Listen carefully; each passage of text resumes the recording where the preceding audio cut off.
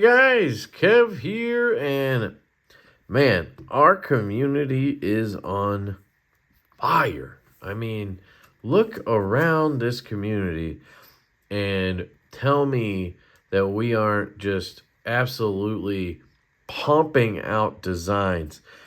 If you go back 3 years, 2 years even, there was not this much community-driven design. I mean, it is a beautiful thing, right?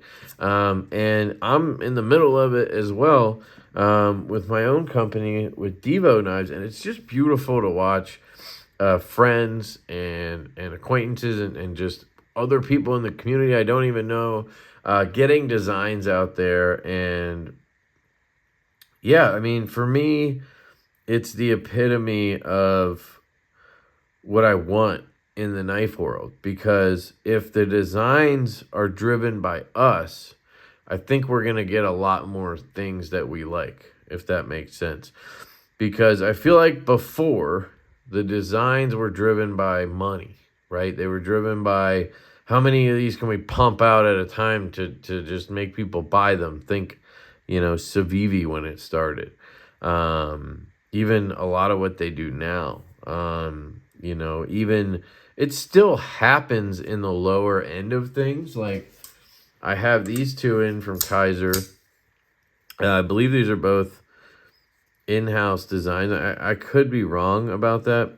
But these are from their Laconic series. It's a new series that they have, and it's a very budget-minded series. And I get the point of it, right? 9CR and G10, right? And the G10 is really nicely finished. I like the way it looks. And I like 9CR for $40 or whatever. But I just don't feel inspired by these at all, if that makes sense. And I don't know if that's just me and I'm crazy, but if you look at all the budget lines, Sencut and whatever, I just don't feel a lot of inspiration there. Like, I'm not in love with the stuff going on there.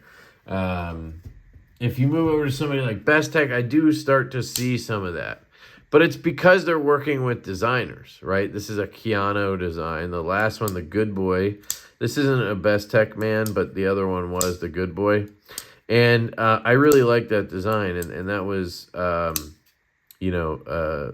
designer who came up with that, right? And they chose cool colors and things like that.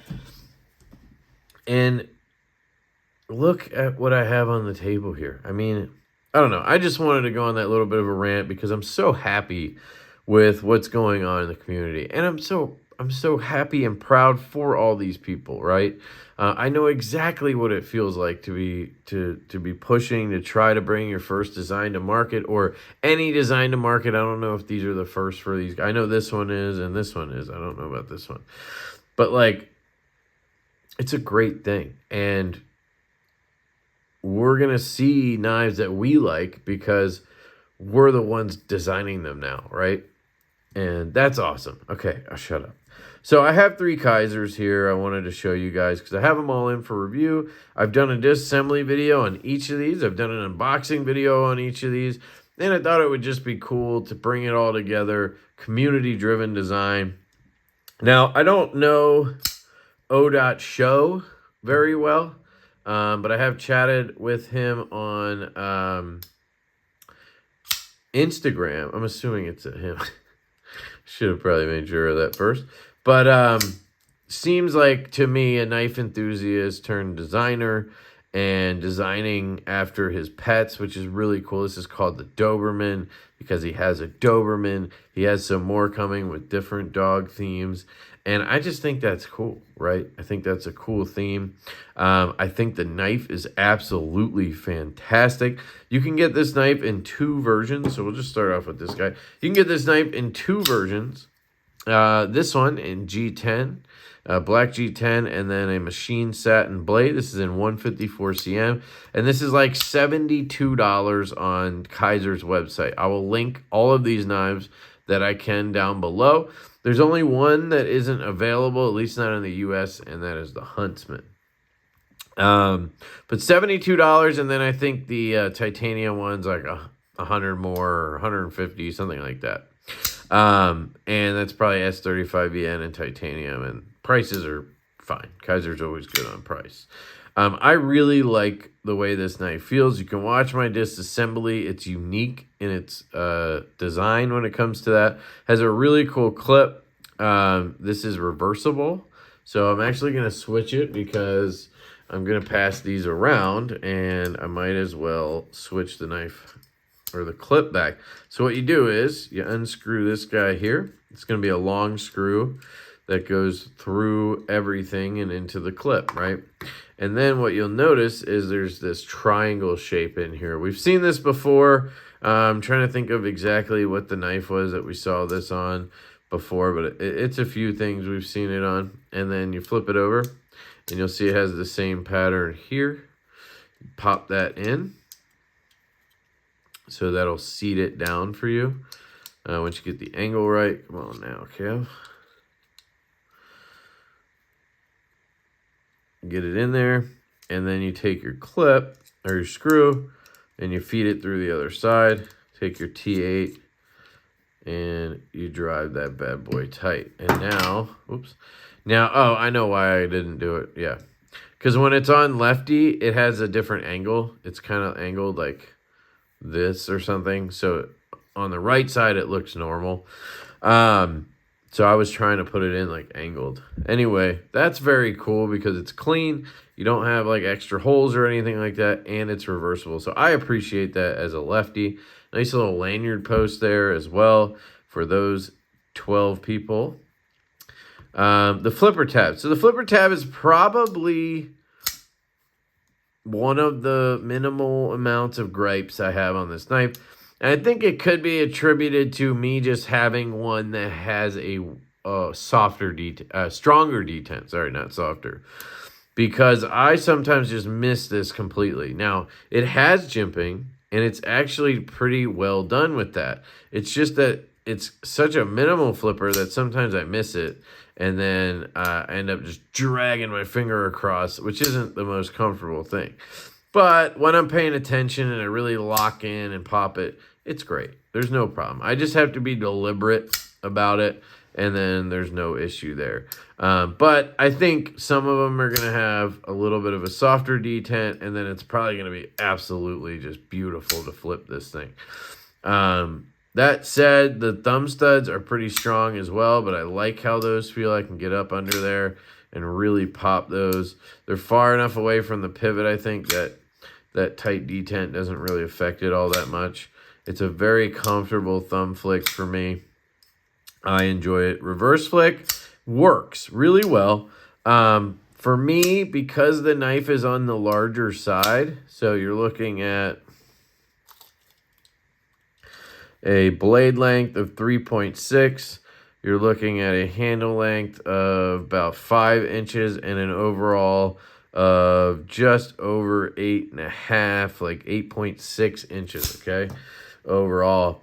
So when I go to do the reverse flick, the knife kind of wants to slide out of my palm here, just the way it lands in my palm. So it's a little bit harder for me to line up that reverse flick. But once I get the hang of it, it's pretty good. But I tend to kind of slide, and then I don't have a lot of leverage to give it the flick. So the reverse flick's not my favorite on this knife, but the thumb flick makes up for it because it's fabulous. That thumb flick, oops, that thumb flick is fantastic. And again, when that flipper, when I'm paying attention, very satisfying. The ergonomics are wonderful. You can hold it back here, no problem. Large glove size hand. Choked up, this thing is a dream.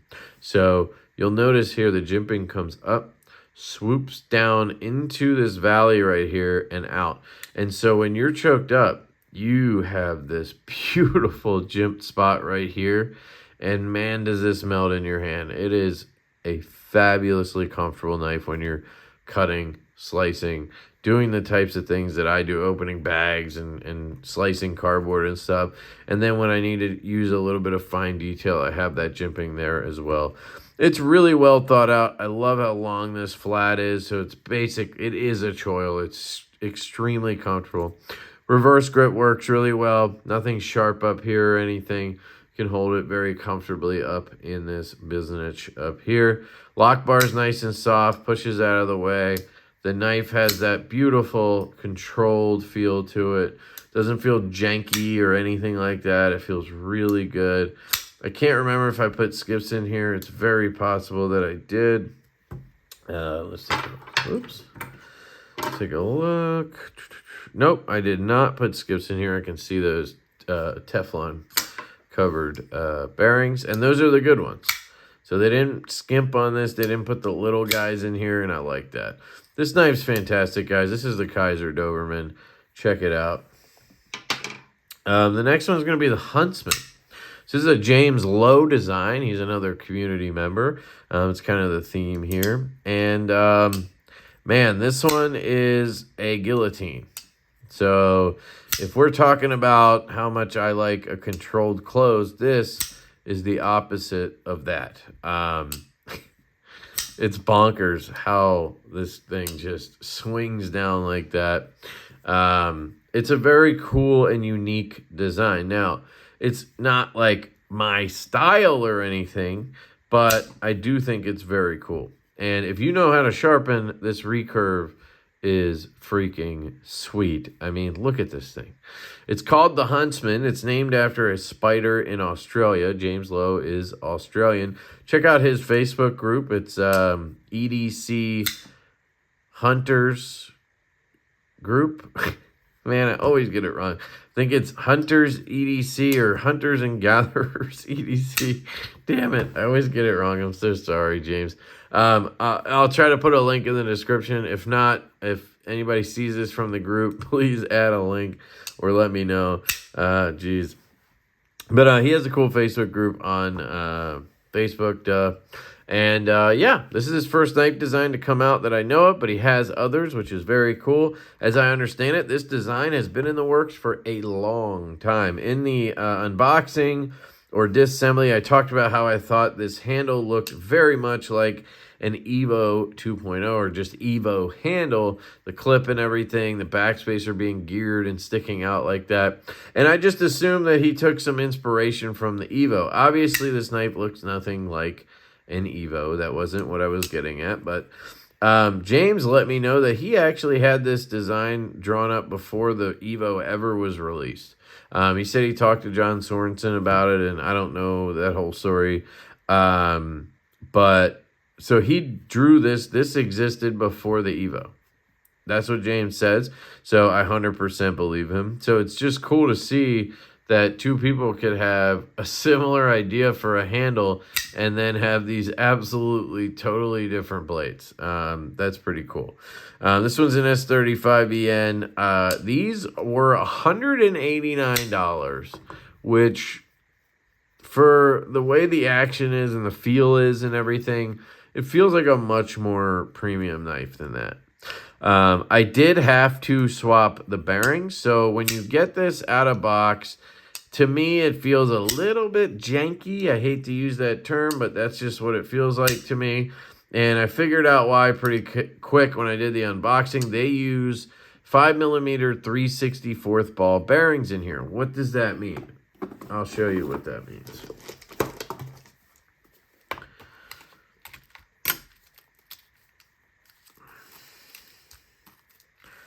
Bear with me.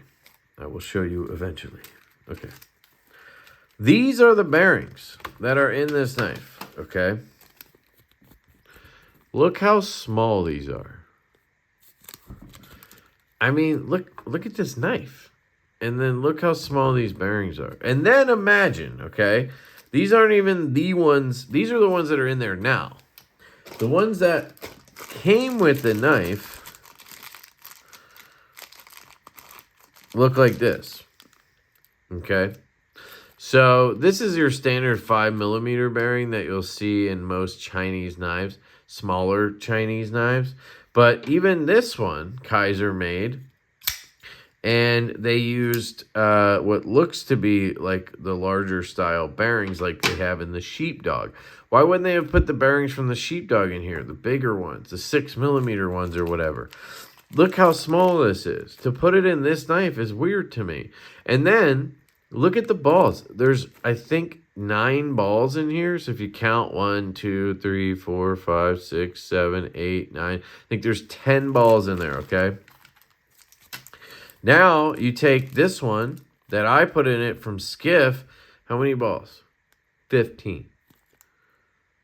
I think the bearing might even be the exact same size. No, it's even a little smaller from Skiff, but it has 5 more balls in it. So that's 10 more ceramic balls that are on this pivot, on this blade, right? Now than there were before. And so what does that give you? That gives you a much smoother feel. It gives you a much stronger lateral strength because you don't have all the weight of, me rocking the blade on 10 balls on each side, 10 little 3/64 balls. Now there's 15 doing the work, right? Taking the load. So she said, or he said. So hopefully that helps explain it. I know some of you people are like, what? But those of you that know what I'm talking about, you get it. And that is why it's not that the action is better. It still had before. It had this great drop shut action. It had a great detent, all of that. But it is buttery smooth. I mean, it is now absolute just butter. And it has none of that jank feeling where it's just because you have the gaps between balls. I mean, they're just so spaced out that, you go to drop it like this and it's in the wrong spot there and it just has this jank feel to it. It kind of feels like it's just clunking down to your nail. Now it's just gliding all the way down. I mean, just listen to this thing.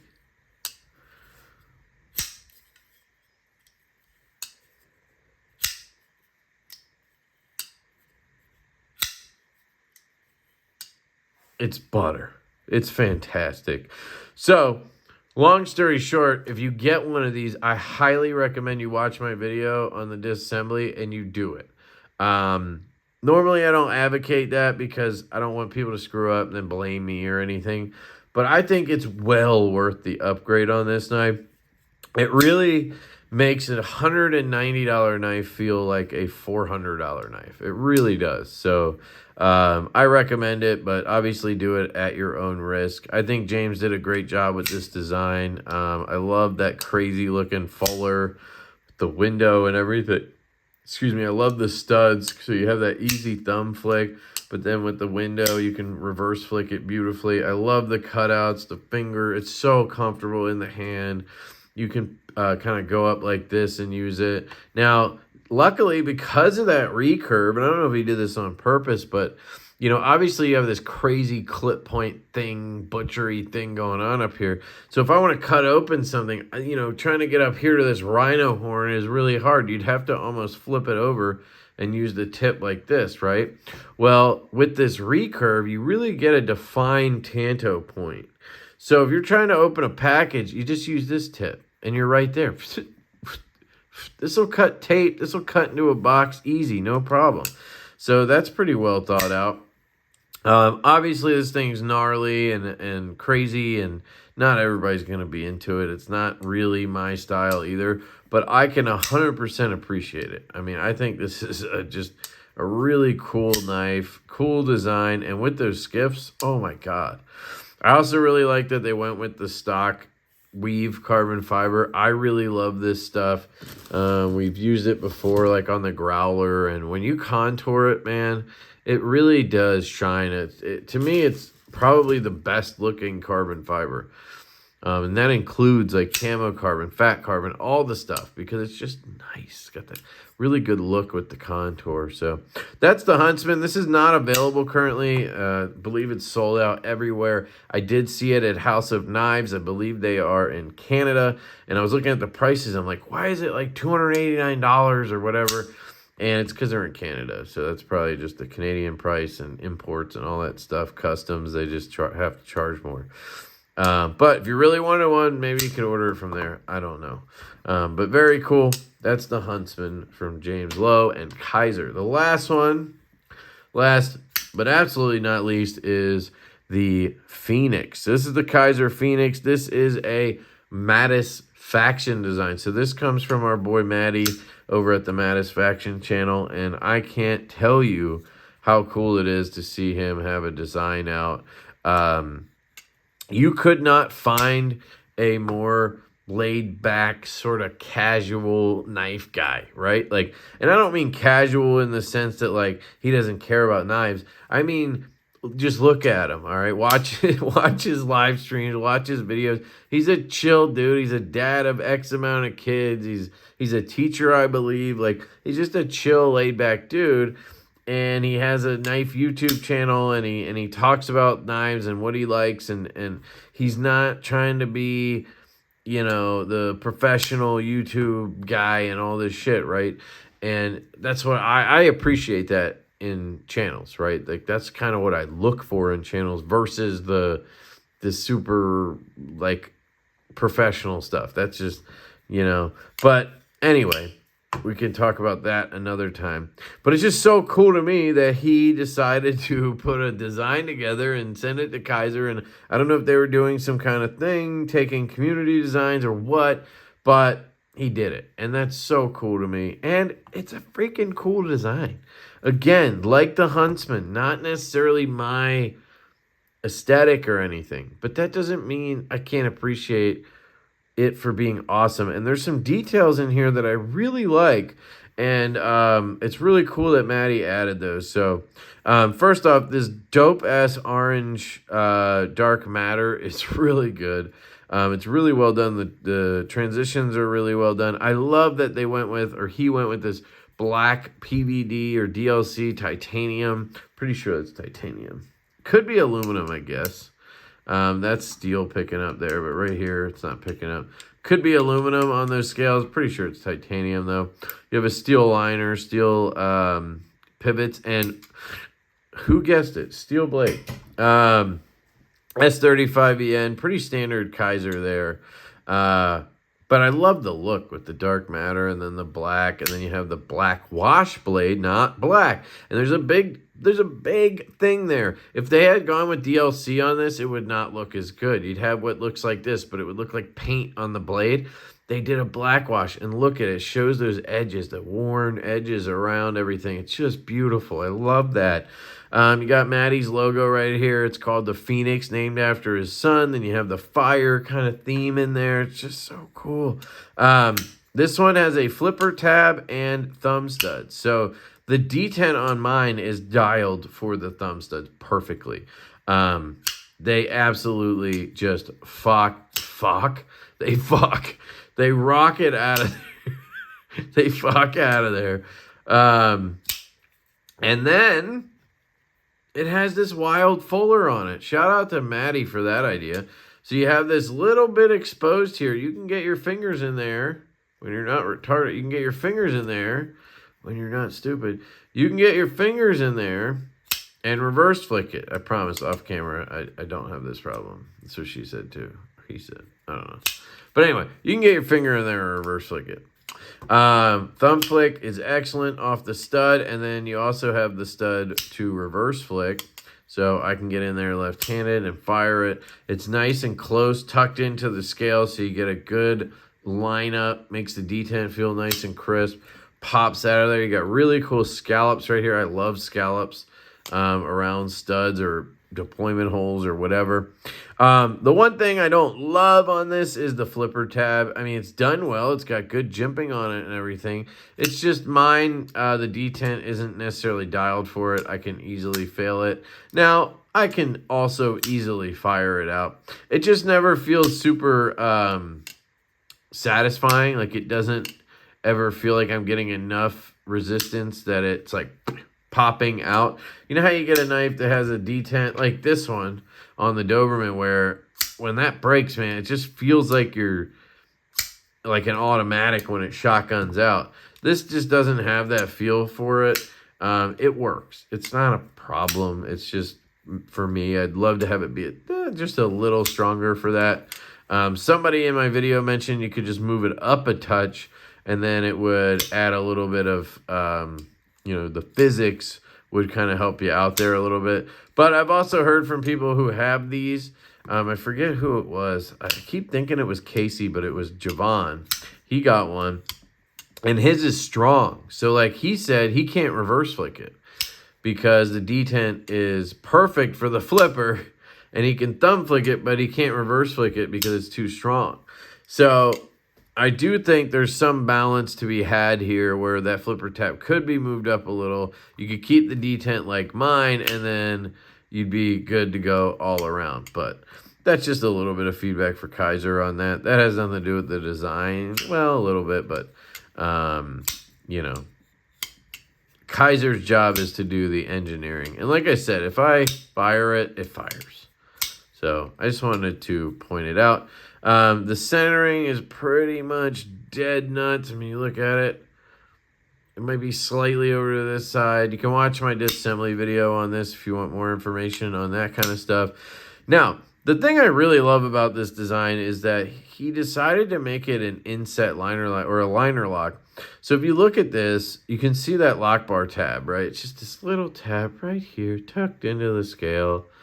And you have that beautiful chamfer. So not only is it really comfortable to use and close and all that stuff, left-handed, you have no worries. There's no lock bar there, and it works so well left-handed. I don't know if he did that for a reason. I'd love to hear Maddie answer these questions. But yeah, I really like that it's a liner lock. I just think it's really cool. It's a great design. I love the geared back spacer. The clip works. I've carried this and had no issue. No tap or anything. And it's smooth all around here, so you're not getting any issues in and out of pocket. It carries deep enough. It's a really good design, and this is his first design. So shout out to Maddie. Great job. You guys, this community is amazing, and I love just seeing what's happening right now. So let's keep it up and check out all these Kaisers. This one, I believe, is available right now, at least as I'm filming this. I'll link it anywhere I can that it's available. I think it's around $179, $189. Guys, these designs, these knives for those prices, it's just awesome to see.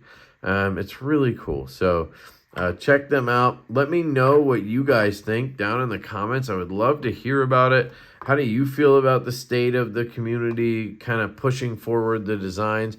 Did you prefer it when the companies were mostly doing a lot of it? Or you just had those big name designers? Or do you like the transition to community design? Because clearly I love it. Yeah. So let me know. I love you guys. I hope you have an absolutely fantastic day. And I will catch you later.